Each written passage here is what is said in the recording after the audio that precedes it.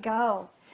Good afternoon, everybody. My name is Caroline Colas. I am the Senior Director of Health and Wellness at the Marlene Meyerson JCC Manhattan. Today, we are going to be discussing for our Lunch and Learn series, which is a partnership with the Whole Being Institute and the Marlene Meyerson JCC Manhattan, the meaning and growth following adversity with Michael Steger. Difficult times are inevitable, hence COVID-19. You might think that after thousands of years of facing an inevitable problem, humans would have evolved ways to overcome them. And you might be right.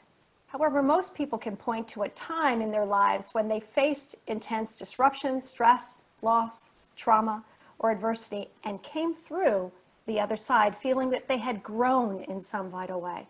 This conversation will focus on the role that making meaning plays in helping us achieve this ordinary magic. As inspiring originator of the psychological study of meaning and purpose, Viktor Frankl encouraged us to believe, in some ways, suffering ceases to be suffering the moment it finds its meaning. Dr. Steger will explore what it implies to find meaning in suffering and how growth is often our reward for our effort. Mike is the founder and director of the Center for Meaning and Purpose, and that is my dog, as well as being a professor of psychology at Colorado State University. He is endlessly curious about learning how to create a life worth living. Hang on one second.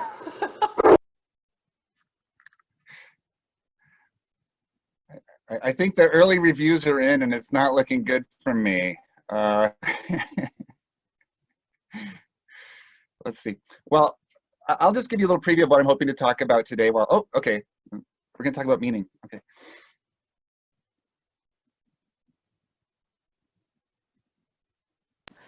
Did you tell everybody how fabulous you were? That's not going to happen. No, I don't think so. He's also a very modest gentleman. And his work, his research, has spent the better part of 2 decades studying the vital role that meaning and purpose play in our work, health, relationships, growth, and happiness. He's a sought-after speaker around the world. We are so lucky to have him today. And he presents with humor, humility, empathy, and passion, and has published over more than 120 scientific papers. I welcome to the call, Mike Steger. Hey, nice. Hey, everybody. Well, thank you so much for having me, first of all. This is, you know, when you decide that what you want to do with your life is more or less just think about puzzling questions, the chance to turn that time spent puzzling into something that hopefully is helpful for some folks, at least, you know, don't have to mull over quite as much as I've been doing. So the opportunity to try to make a difference as someone who cares about meaning is hugely precious to me. So I'm really thankful for each of your time, and I'll try to make it worthwhile. I'll try to share everything I know. I'll try not to dump too much at once, so that there's at least a couple different things you can try out starting today, if only just to think about what you're already doing. Great. So let's just begin with, how do you know the Whole Being Institute? How are you associated with them? So the Whole Being Institute has been, over the last, I'd say, 18 months or so, a really strong supporter. I think Megan personally has been super supportive of ideas that I've had, or ways to expand my opportunities to just try new things out. You know, I think I'll probably divulge some of this later, but as a happiness researcher, which I guess I'm not, I tend to be extreme on the neuroticism side compared to a lot of other folks. Also pretty low on extroversion, but high in openness to experience and agreeableness. So I'm always trying new things. I'm always saying things that get me in trouble. Then I worry that I offended someone, and I start scrambling. But with the Whole Being Institute, pretty much they'll give me a job, you know, to say, hey, well, we're going to do this. We're going to have this immersion. We're going to be teaching students in positive psychology. We'd like to have something on meaning. Here's an idea for what we'd like you to cover. Can you cover, for example, education and leadership? And I'll say, okay, that sounds great. You know, one of the things that just occurred to me the other day might be fun to do is to really focus on meaning through the lenses of wonder. And so, in fact, that was the last Whole Being Institute gave me a whole day at the Kripalu Yoga Center in the Berkshires in Massachusetts. And we spent the whole day just practicing how to wonder and use that as a sort of a gentle path into meaning. So there's just been enormous freedom paired with support and a lot of learning for me along the way in terms of how to how to expand myself in areas that I'm normally not so into. You know, there's like a lot of like I don't mean to make this sound bad or weird, but there's a lot of you know, like physical contact that I'm not used to, like hugs It and is Kripalo after expressions of all. affection. I grew up in rural Minnesota, where you know if you were willing to stand at a 90-degree angle to someone, that meant you're pretty much devoted for life. So this is it's all they're huggers. Yeah, I see Megan pointing this out. So yeah, lots of opportunities for growth, lots of support, doing really great work all the time. Megan has supported me in creating an 8-session meaning class, which is pretty chock full of stuff for folks to do it, and really gets people up to speed on just about everything I know from the last 20 years. So it's been a Wonderful. great relationship for me. Wonderful. It sounds like one of your strengths is creativity. And I'm going to ask you, after we kind of cover what is meaning, the link between creativity, imagination, and sort of the magic that meaning and touching into meaning can have in our lives. But first, let's just go back so that people like, how would a scientist define meaning, or a That's a great, researcher? yeah, that's a great question. So I'm going to go as far back as makes sense, you know. So if you go back to Gilgamesh, okay, I do like to talk about Gilgamesh, but we don't have to go quite that far. So if we go back to the 1930s, as psychology was beginning to be an applied discipline of its own, rising out of you know philosophy and neuroscience and psychiatry, the most influential place to do that, to form that discipline was in Vienna, and you know, so there's a circle of very famous folks, Freud, Adler, and in this case, who I would like to talk about is Viktor Frankl. So Viktor Frankl was living in Vienna in the 30s as a practicing physician, seeing clients and developing this model in his mind of what we're really all about. And what we're really all about in Viktor Frankl's work is a will to meaning. Whereas Adler, who was actually the first psychologist I know of to use the phrase meaning and say like meaning is important, would focus on that kind of social power, social place. And Freud would talk about, you know, trying to balance this like the sort of cravings, the inner id and the quest for pleasure. Frankl said, no. What we're really all about as humans is we're actually spiritual beings, and we're about meaning. And oddly enough, you know, at the time, like history is full of these sort of tragic coincidences.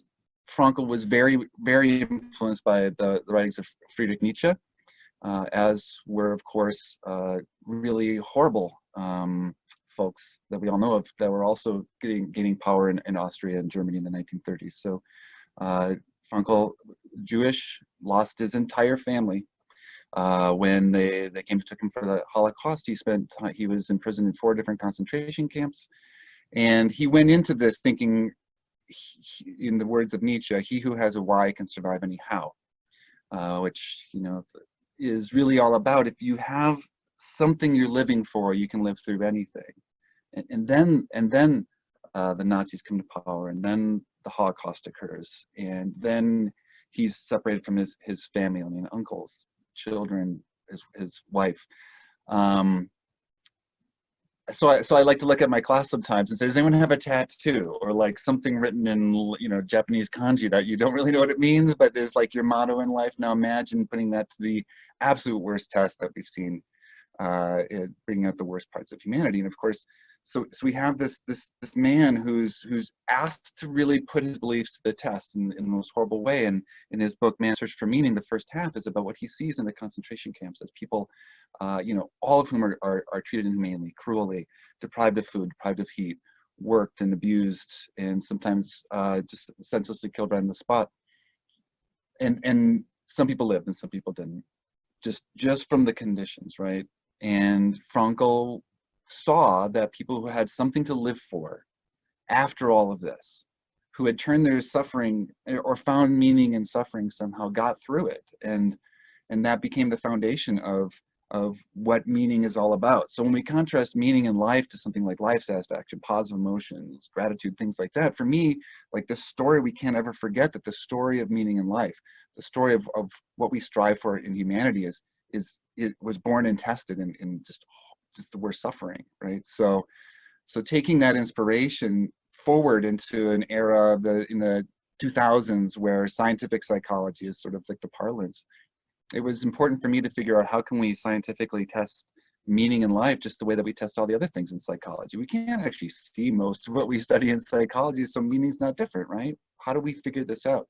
And so the biggest switch that that we turn in doing this is shifting the focus from what is the meaning of life, right? Like the Douglas Adams, life, the universe, and everything, you know, the answer is 42, or the, you know, the Ecclesiastes perseveration on we die, so what is the point of any of this? You know, all these sorts of things, like, you know, let's just leave that aside. That's not possible to get empirical evidence for, you know, so let's just focus instead on what does life mean to a person at a time.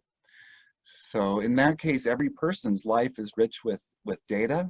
Every person's life is rich with insight. And in fact, all of our existence as a species and as cultures around the world, whether we've heard their voices or not, is equally valid and rich in data and insight into what it means to struggle with the idea of what is the meaning of my life. So that's the backdrop. It's a little bit long, it's quite grim, but it's ultimately inspirational. Frankl spent 40 plus years lecturing around the world on how we should embrace the search for meaning, and that we can do it in ways that utilize our innate instinct for creativity, that utilize our innate craving for relating to each other and making connections. And ultimately, when everything else is taken away from us, we still can find meaning in the way in which we approach and embrace suffering. So the paths to meaning are all about how we build in our own minds the sense that our personal existence is sensible, it's coherent. So there's three like building blocks of meaning. The first is coherence. Like, can I make sense of what's going on? Do I know who I am? Do I understand the mechanics of the world and how to pull those levers in a way that makes life feel predictable and consistent? The second is a sense of purpose, right? So am I striving for something important in my lifetime? Do I have goals that are long-term and worthy? And, you know, we all have a limited and unpredictable amount of time on this planet. Do I have something I want to give that time to that drives me and motivates me? And then three is a sense of significance. Is this worthwhile? Does my life have inherent value? Do I matter in any sort of way? So that's really where we picked it up. Like, those are the pieces of meaning in life, and they seem to be holding pretty well at this point. Can you talk a little bit more about coherence so that people can understand what that is? And I also wonder, Barbara Fredrickson on Monday was talking about how fear and hope, you know, are sort of partnered. And are you suggesting that meaning and suffering are sort of partnered too, and that we sort of search for meaning when we're suffering? Or can we search for meaning just as an endeavor? So this is really a great question. I'll start with the second part there. As a grad student, I was a little bit of a late bloomer. I started my PhD program when I was 30, and I kind of already had this idea of what I wanted to study. And when everyone said, you can't study this, it's not scientific, I was like, I'm a grown person now. I'm okay with studying something stupid. So, you know, I was like, there's this meaningness, but there's also the search for meaning. Like, Frankl didn't say what we need is to have meaning. Frankl said that what makes us special is to desire and to seek after meaning. So I thought the search for meaning was really where it was at. You know, I knew that I recognized myself in this, always asking the irritating why question, and, you know, always come up with weird counterfactuals and these sorts of things. So there is a variation across people on how much we search for meaning. So some of us are always thinking about this sort of stuff. You know, we run across a podcast or across an article that talks about meaning, or like, what is it really all about? And we're like, okay, I'm right there. Others of us are, that's very uninteresting to us.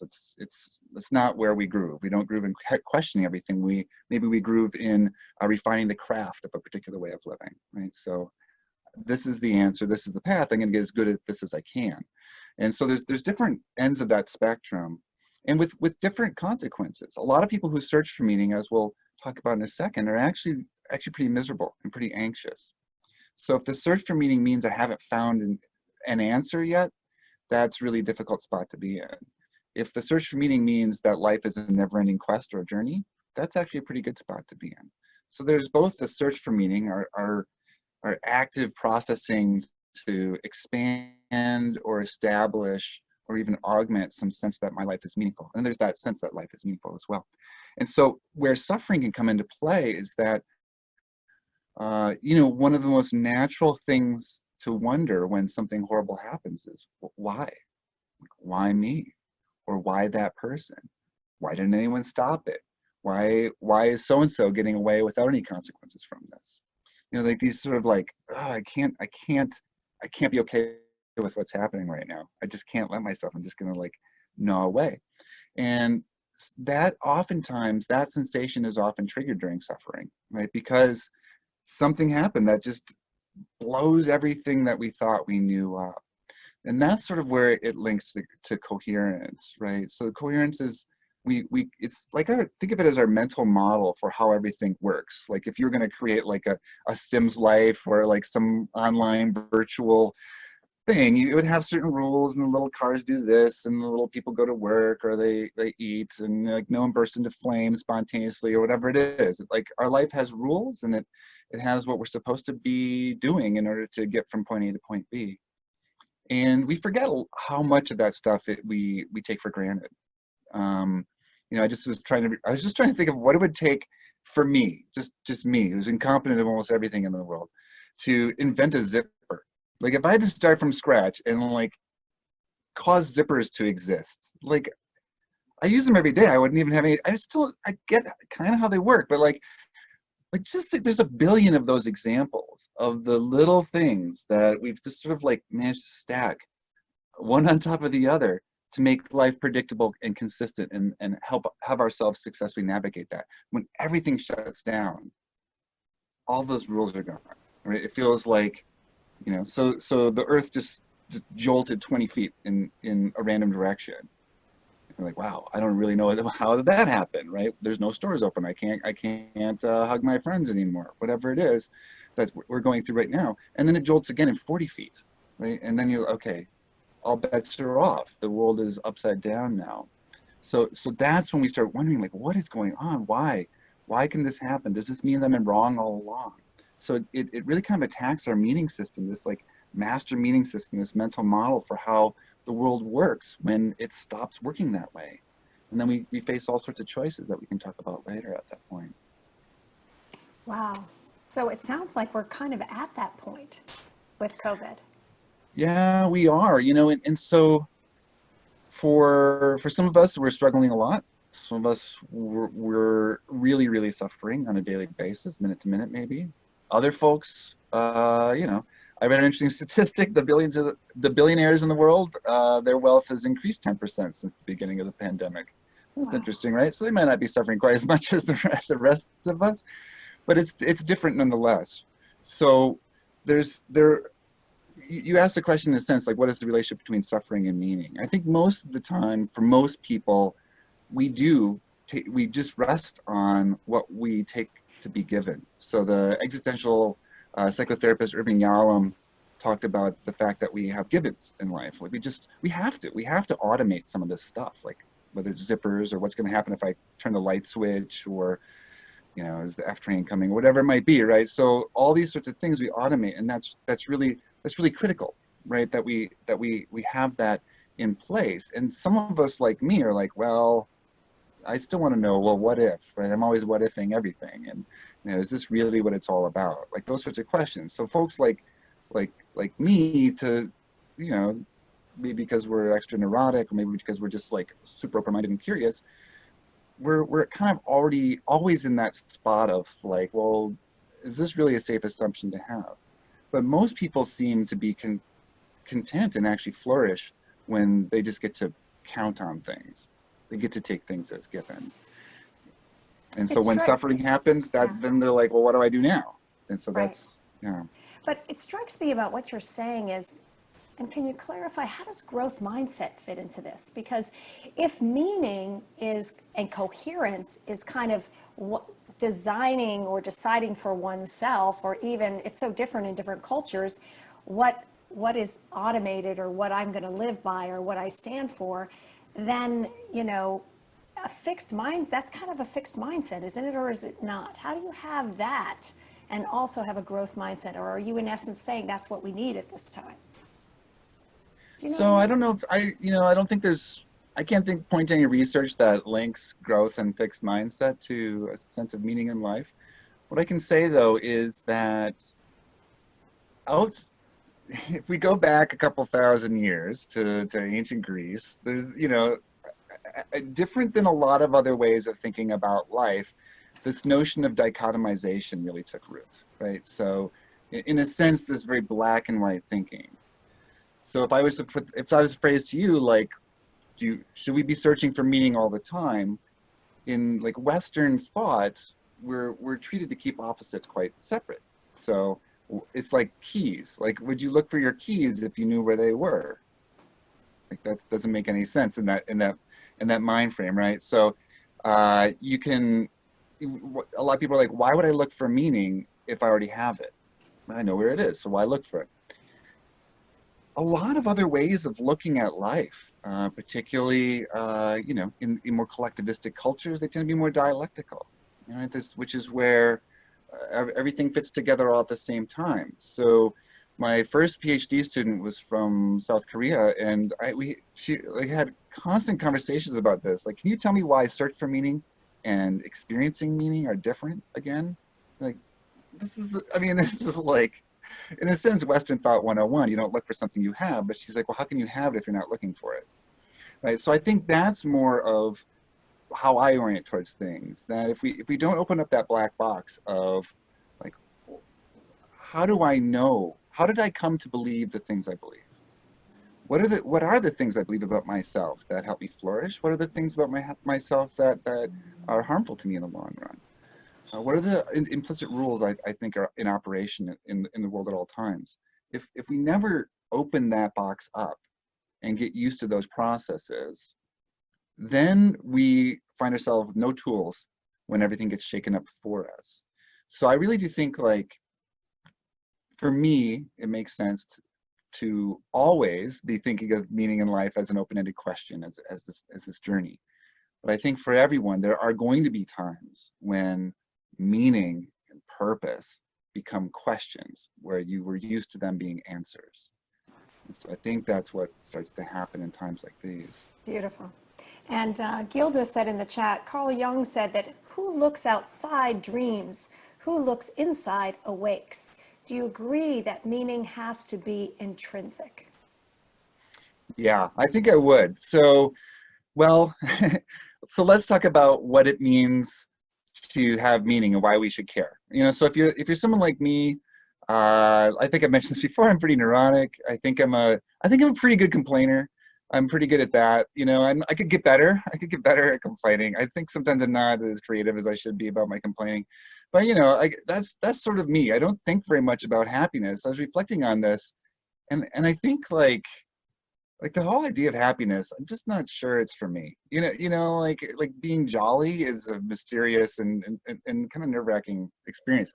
So, for me, it's quite natural to introspect and to question what's been handed to me, right? So if someone says, you have to do these sorts of rituals and you have to believe these sorts of things, I'm like, is this really true?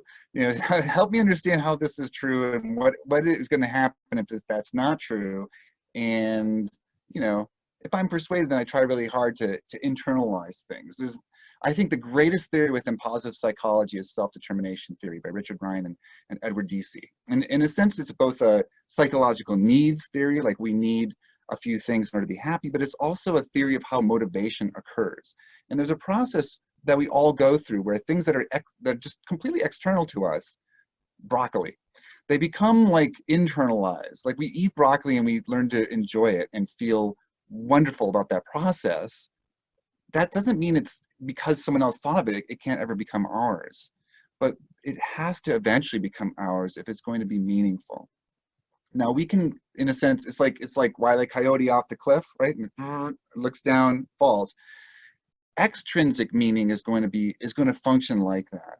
if you never have to look down and see whether you're on a tightrope that someone else built for you, you'll be fine. Like people who believe in, like, have a strong sense of meaning, they flourish. They're happier. They've got better relationships. They're sick less often. They live longer. They live like 7 years longer, right? So it's a big thing. It, to me, composed the way I am, I always want that to be very, very intrinsic, very true to who I am, very authentic.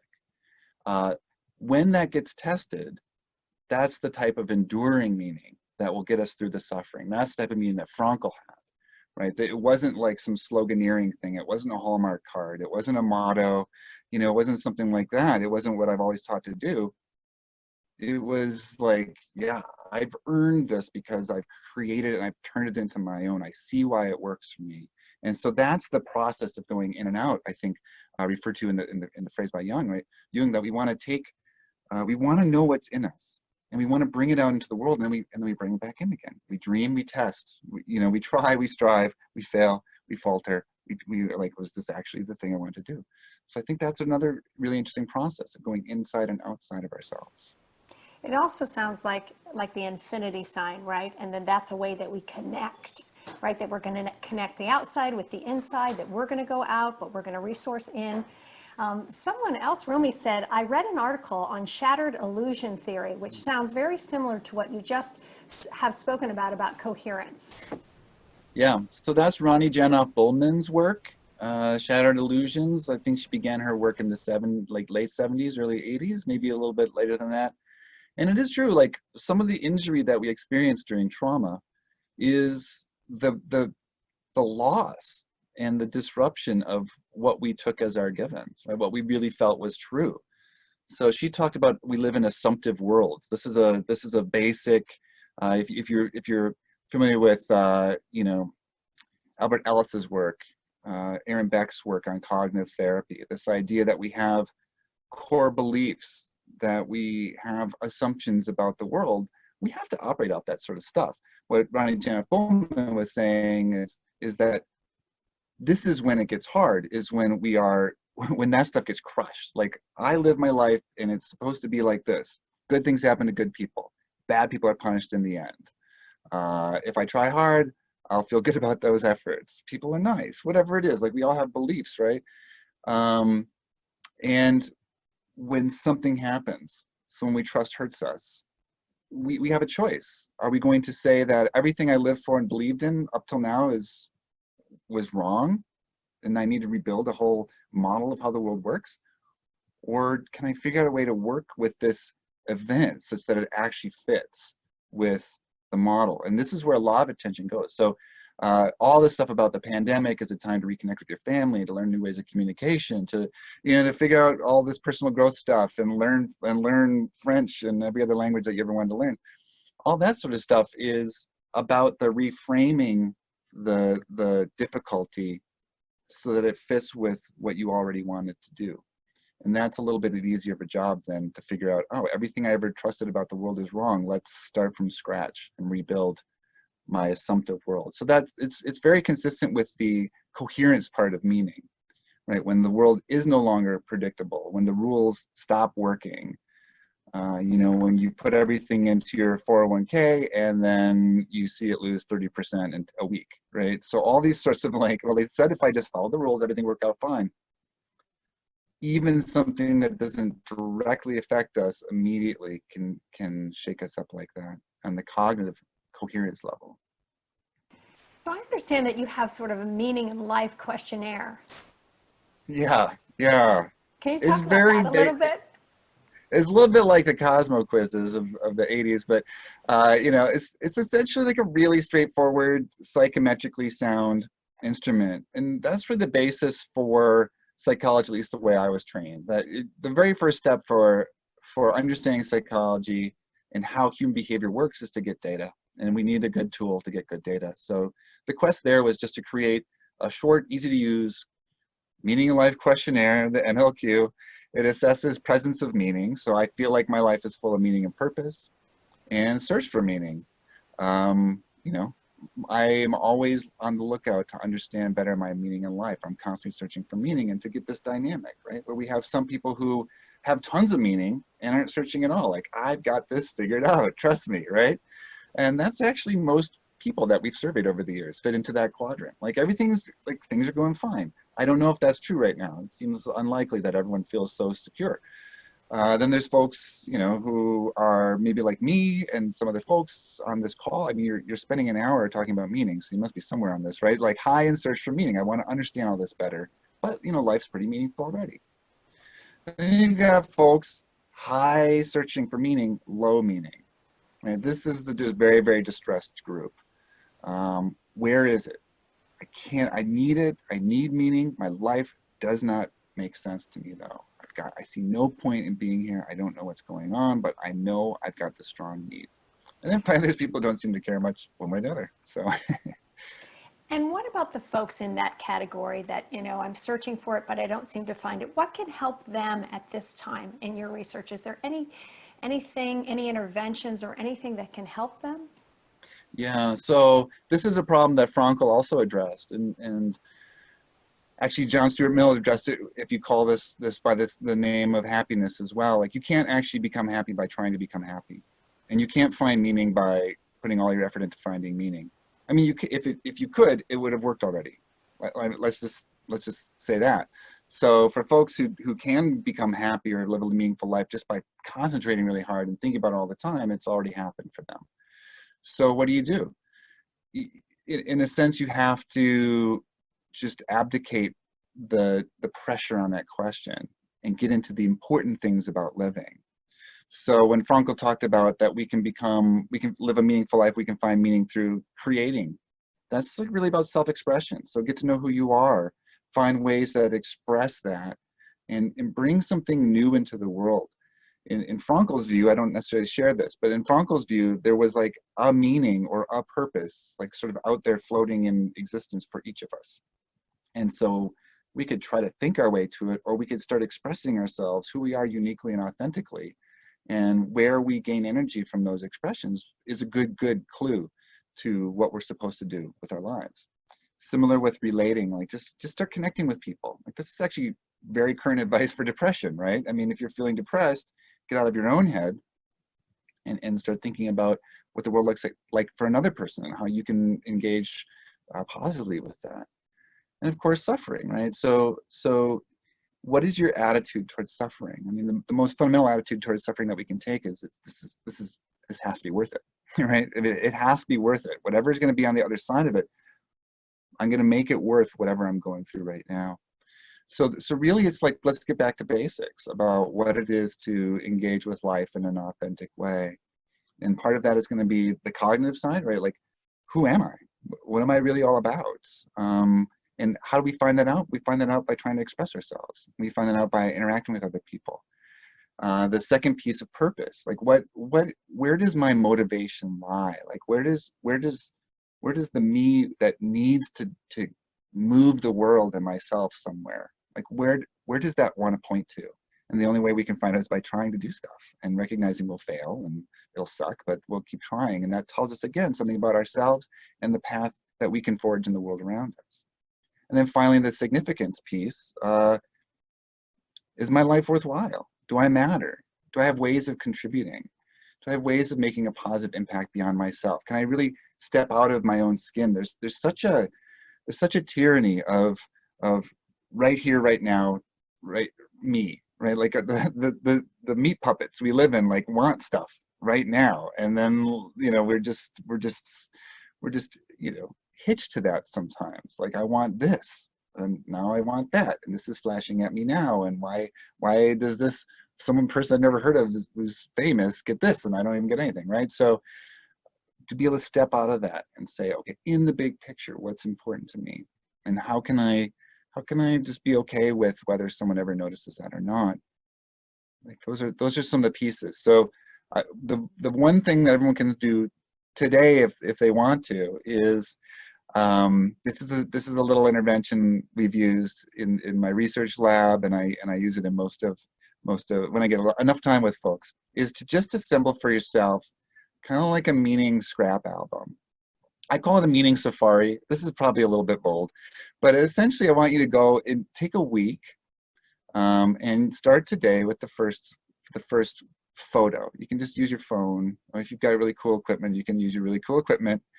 But yeah, take a photo of something that expresses how you understand meaning in life, your life to be meaningful right now. It can be a photo of a person, a pet, a view. It can be a photo of another photo. It can be a photo of a souvenir. It can be a photo of a blanket that your grandmother gave you. Whatever it is, like take your photo and just let that photo answer for you the question, what makes my life meaningful? And then over the course of a week, take, I don't know, 7 more photos, 9 more photos, no more than a dozen photos. And make sure that the last photo you take is on the last day of that week. And then find someone to share it with. Maybe it'll be here, maybe it'll be on JCC. We'll have a big reunion, everyone will show their photos. But find someone to share and have a chance to tell a story about each of those photos. And then go back to that. Those are like artifacts for you now.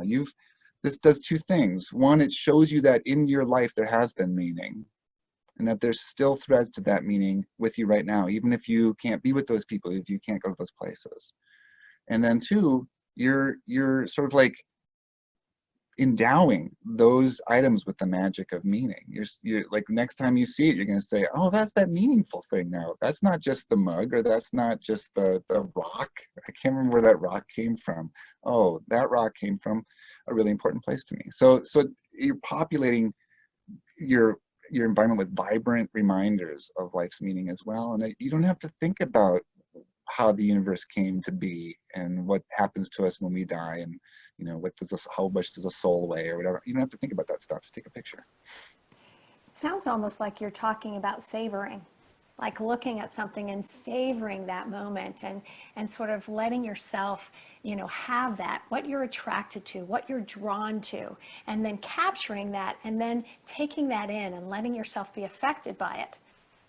Yeah. So savoring is actually really close to my heart. Before I knew what it was. Like I said, I'm a pretty good complainer, pretty neurotic, and for most of my life well, I don't know. I'm so old. I don't know if most counts anymore. But I don't strike a lot of people who get to know me very well as a super happy person. I think I'm happy enough. Like but you should have seen me is what I think. Like my kids are like, why aren't you happier, Dad? You're like this happiness expert. I'm like, I'm not a happiness expert.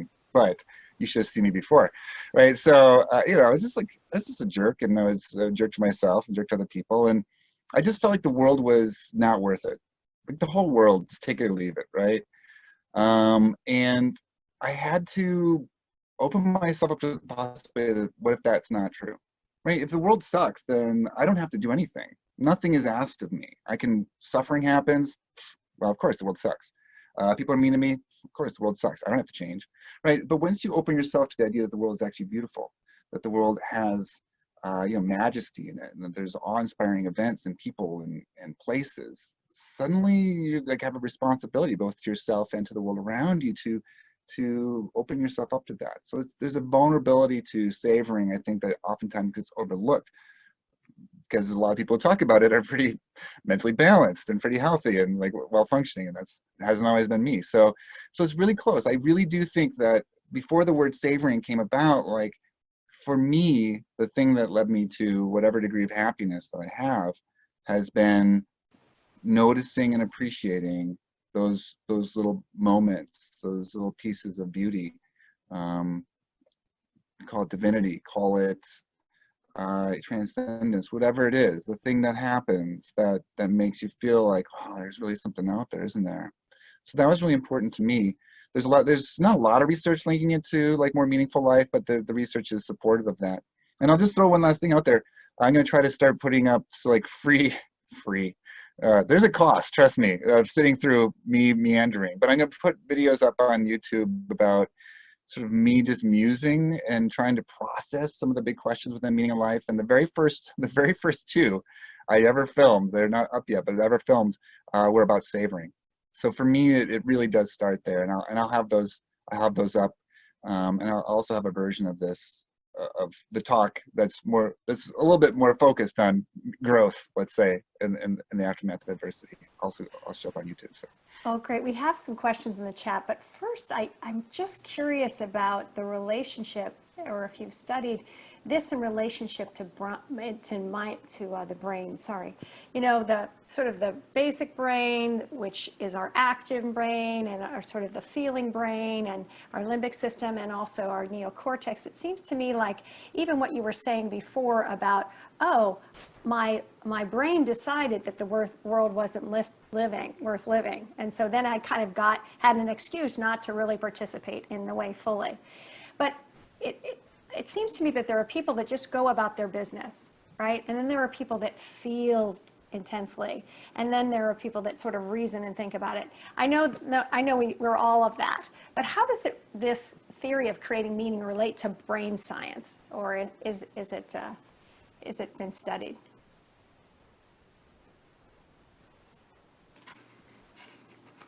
Oops! Oh, you got muted. I don't know how that happened. Okay, I go muted ahead. myself because I had to cough, but then I can't Oh, unmute myself. I didn't know that was a thing. I So didn't either. that's a learning moment. Uh, so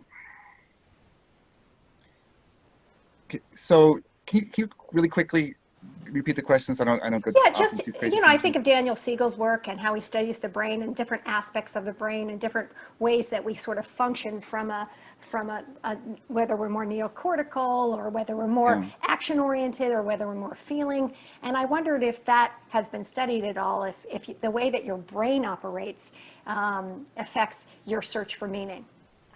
Yeah. So I trying to debate about how to answer this. So first of all, there's one problem that we have with a lot of this sort of research. So when we take a look at the research on functional imaging of the brain, right, which is where we get most excited, like the thing lights up, you know, it's oversimplification, of course. But when we're engaged in what kinds of tasks, which part of our brain seems to upregulate its activity relative to another part of the brain. And, you know, we can see what happens when people are in, I guess, easier to achieve states or easier to control states. So positive emotion has a huge head start on meaning in life because it's pretty easy, it turns out, to put people in a positive mood relative to a neutral or a negative mood. If I want to put you in a negative mood, you know, I show you a video of like a figure amputation surgery or something like that, or I show you a pile of garbage or something like that, and that puts us in a negative mood. If I want to put you in a neutral mood, I just show you like something very bland. If I want to put you in a positive mood, I show you penguins. Right? That's like Barb Fredrickson. I don't know if she mentioned that, but like that's one of the stimuli she uses. And we know that positive emotions are very powerful. If I want to make you, you know, self-conscious, there's ways to do that because they're kind of like little bites. How do I make you in 30 seconds or less, because MRI time is very expensive, have your life be more meaningful? When in a sense, to have a meaningful life, you're talking about the way that you live, right? So you have to change a lot of things. So we don't have like a quick, snappy, meaning focused intervention. So when we see research, a lot of times when we see people, the things that increase meaning are things like positive emotions. When we're in a good mood, life feels more meaningful. So, so we can't test it right now. So when people will do it, they'll see the kind of typical stuff though. So that there isn't really a part of the brain that's going to turn off meaning. But I think a lot of the parts of the brain that get in the way of, you know, self-regulation, for example. So emotional regulation and self-regulation, those are occurring very prefrontally. It's like the, you know, ventral medial, you know, prefrontal cortex, and ventral lateral prefrontal cortex, orbitofrontal cortex, anterior cingulate cortex. Those are it's like all kind of in the front. Part of it is the front of the very neocortex. Part of it is the front of the limbic system. But it's really like planful stuff, and that's turning off things like the amygdala. It's really downplaying the things that are emotionally pressing to us. So when we're highly emotional, and particularly in negative states, it can be really hard to like jump out of that and see the meaning, which is I think why things like positive emotions, savoring, other interventions like gratitude, even nostalgia, I think those can be really helpful tools for meaning making because they pop us out of the negative, you know, constricted focus, you know, in a sense, reptile brain system operations, and let us do our magic up front where we can really work with abstractions like what's this all about. Beautiful. It's almost like that's the antidote to the limbic hijack. Yeah, well, it's always going to have to be. We only have two systems, right? We've got like the limbic system in charge. We've got the prefrontal system in charge. I will say, like, I did see something pop up, and I want to talk about how to use how to use these three parts of meaning, right? Because we're in a pretty terrible time. I won't claim that I'm doing particularly great. Like yeah, I'm an introvert, so parts of this are really easy for me, and parts are really, the other parts are hard, right? Just like generating motivation, energy to keep doing things. Like you see the financial situation get worse and worse and worse all the time in your own life, and you see your neighborhood, your neighbors are struggling. You hear about family members. I'm 975 miles away from my 80-year-old parents and all this sort of stuff, right? So it's I can't claim to be doing great, but that's never been my thing. I'm never like, hey, everything's perfect in my life, just do what I do, So I'm just like, we just keep trying, right? And so when things are struggling, I do think that we can use those levers of meaning, those gears, if you will, or building blocks of meaning to focus our work, focus some of the work we need to do. And we know that most people find some way in which they feel like they've grown, even through adversity. Like, Maya Angelou had an amazing collection called "Wouldn't Take Nothing from My Journey Now." Like that's the magic we're talking about. Would we want to go through a horrible time again? Never. But can we pull something of value out of that? Absolutely. That's the ordinary magic. We seem to be able to really good at that. Now, if we want to have meaning be the thing that we pull out of it, we need to learn how to use our meaning muscles or levers or whatever it is. So if we just take a real quick look at what it means to use coherence during the pandemic. So the first thing is to diagnose, right? Like detect what of your beliefs about the world or yourself, your assumptions, your givens, what's been broken? What's been damaged? Has it been the loss of a friend? Has it been the loss of a job? Has it been, you know, has it been the idea that life will kind of continue on and I'll be able to get through all this? That's like, start with that. Like, you have to know how you've been hurt in order to be able to rebuild. And it's a scary thing, right? So for me, let's say that one of the things I thought I had a certain value to the world, and that's probably not true, right? So like, or at least even with my low self-esteem or whatever it might be, I think I was able to still overestimate like how much the world would miss me if suddenly it couldn't get a hold of me, right? So, all of us can confront whatever that might be, and then that changes the next piece, which is purpose, right? So if to diagnose what's going on with purpose, like what were the goals we had? Like I was going to start taking my first trips, my first work trips. I previously, in a previous life, I was very fortunate to go quite a lot of places and meet people and spend time with them and give talks and workshops and facilitate sort of transformations with folks. And I was going to start bringing my kids one at a time with me. So I was going to go on my first solo trip with my son to Mexico City. I was going to go on my first solo trip with my daughter to Prague and Vienna. I was going to go on a trip with my brother to Chongqing, China. And I was just going to start doing these things. That's a very luxurious thing to have to give up. I definitely get it, but it does no good for me to feel bad about how bad I feel about some of this sort of stuff. Those were goals that I had. They were organizing a lot of my attention, a lot of my motivation. I was very motivated to figure out how me and my daughter could have an amazing time in Vienna. Were we going to visit Frankel's home? Was she going to practice her German? Was I going to massacre my German? Whatever it is, right? So those things that you wanted to do, you planned to do, if they were really important to you, they had a lot of subsidiary goals. They're to get to where you really want to go. The more powerful purpose you have, the more activities you direct, the more that becomes your priority. And when that stuff gets blocked, that's another shattering that occurs when we're suffering.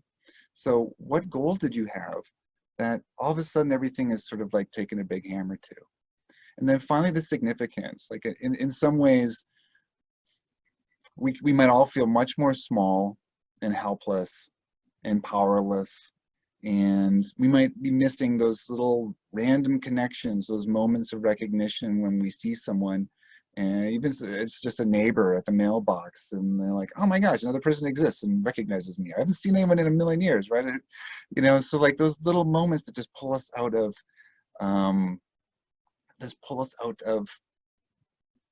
our sense that we matter, that like we get it, like I have value, that this is all significant. Well, is it? Like, so we have to recognize those injuries and then just reflect on some questions and find little steps. If you want to find a little step to understanding how your sense of coherence has been ruptured or your assumptions have been shattered and how to rebuild that, uh, start journaling a little bit, right? Or start having conversations, open-hearted conversations about what is the world going to look like? Or what did this reveal about the world? And what would we need to do in order to build a better world after this? If it's about purpose, how can you refashion some of those goals? A big part of me wanting to go to Mexico City with my son, for example, was we haven't traveled together, and he's going to go off to college sometime, and is he going to want to spend his breaks with me traveling? Well, I mean, if I emotionally coerce him, probably, but would he freely choose that, or would he rather go surfing or something? So, how can I get those connections or whatever it was I had hoped to do with my son in those contexts? Can I find other ways to accomplish that and to secure some future moment like that for me and him, or with my daughter and I, or with my brother and I, right? So how can we find versions that get us to the dream and the aspiration we wanted to express with our goals, even if those specific goals have been blocked? And then finally, significance. As sorry as I might feel about myself about, budget and salary cuts at the university and lost travel and lost income from, whatever workshops and keynotes and things like that. I mean, gosh, what a corrective this sort of experience is, where I get to reach out and I get to meet folks like Caroline. I never talked with you before. In fact, we spent 20 minutes talking about how we never talked to folks. And I get to see that Megan's out there again. And I get to see that there's right now 106 people that care about meaning, like that care that this is something that's important, that want the world and life to be more worthwhile, more valuable. And I know it's not just about, one person at a time on a call like this. I know that people want the world to be better. And this is like, I get to be a part of this. And that makes maybe not me personally feel significant, but definitely makes the universe feel a little bit like a nicer place. It strikes me that what you're talking about is going deeper and asking the question, well, why did I want to do this? Why is this important to me? And how can I get that sensation or do that at this time? We have some, which is, like what I love to do. And as a health and wellness expert, it's like, okay, why do I care about this? Why is this important to me? And how can I create a different situation? For me personally, we were going to go on a second honeymoon to New Zealand in July. That's not happening. But we did camp when we were on our first honeymoon, and we're remodeling our kitchen. So I said, honey, I think we're just camping now. And, we're in our house in the country and we're not in New York City. So we sort of replaced that and said, let's look at this time as that time. And I think that's kind of what you're talking about a little bit. Yeah. I think, I really always want people to go deeper. But that's a big pain in the butt sometimes, to always like, oh, I have to really think about it. So I'm trying to read like smart person books a lot of the time. And at the same time, I'm just like, I also just want to watch the stupid comedy, right? Like so I really want like I don't want people to think like the only message about meaning in life is that it's essentially like, flogging yourself and like kneeling on lumber and like eating gravel. And it's like this horrible, sort of miserable fate. Like that's not the point. The point is to know that you've got the tools to work through things when it's just not enough. You're not living for enough to feel inspired. You're not feeling robust enough to get through hard times.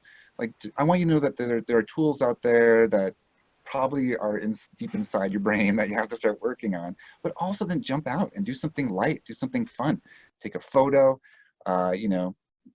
make a tea with a friend, have a virtual happy hour, whatever it is. Like there's a lot of permission to enjoy life. There's no point in having a life that's just drudgery, you know what I mean? And then trying to find the drudgery meaningful. You can, but why not also find like a, champagne cocktail at sunset with someone you love meaningful too? Why not? So. Sounds great. Sounds great. And I think we have a couple questions. Hello, Professor Steger. Why is search for meaning being understood as something negative related to distress? It could be that search for meaning is due to one's intrinsic motivation to understand things in a better way, which may be fulfilling, which is what I Perfectly think. said. Perfectly said. I couldn't agree more. The very first hypothesis that I ever tested and was corrected about was based on that exact view, which is very much how I view the world, which I thought the search for meaning, I do it all the time. I'm so happy. And it wasn't true, but I felt normal when I did that. And two, I don't know if I did the Paul Reiser thing, and two, but so Viktor Frankl said that's our natural state. So this is where I think it is linked to anxiety and distress because it is in more people than it's not. I think that's because we live in a society that says you have to always have the right answer. You have to always be confident and sure of yourself. And, it's like we're trying to hold our breath through life a lot of times. And we're not allowed to show weakness. We're not allowed to show puzzlement. We're not allowed to feel uncertain. We're certainly not allowed to feel awesome about being uncertain and confused, and not at the end of these projects. We have to shift our attention so fast to other things as well. So I think it's our natural state to be okay with, I don't know.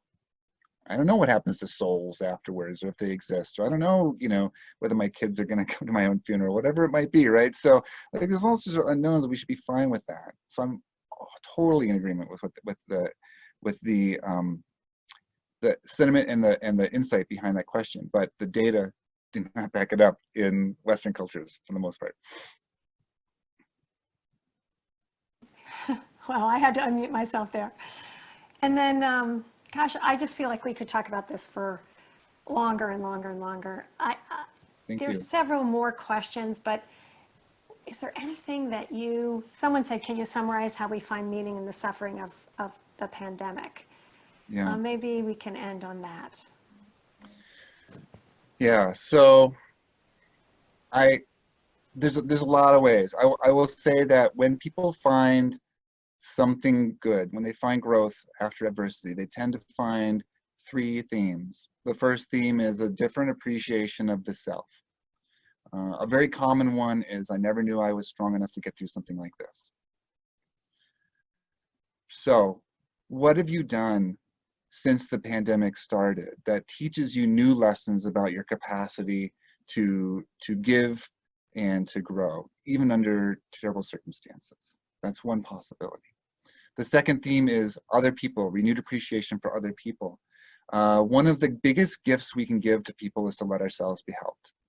So most people don't get through hard times on their own. Even if you're raised as an extremely independent-minded person in rural Minnesota where you don't even touch other people, you need other people, right? So, and let them help you. It's actually a bigger gift to them than it will be to you, but it's also critical for you. And then finally, perspective is one of the biggest things. So change in perspective. I've been thinking a lot about how do we let ourselves have a world like this, where this can happen, and we knew about it. And we send all of our attention to unimportant things. So how can we really, really, really, really, this time for real, when it makes you think about what really matters, how can we make sure that we keep thinking about what really matters and not just drift back into the treadmill, the rat race, the scramble to the top, and all the other things that distract us from what matters. So I think those three things are ways that we can use our meaning-making system, which wants to make sense of everything that's going on, to steer us towards the three most common outcomes when people report growth.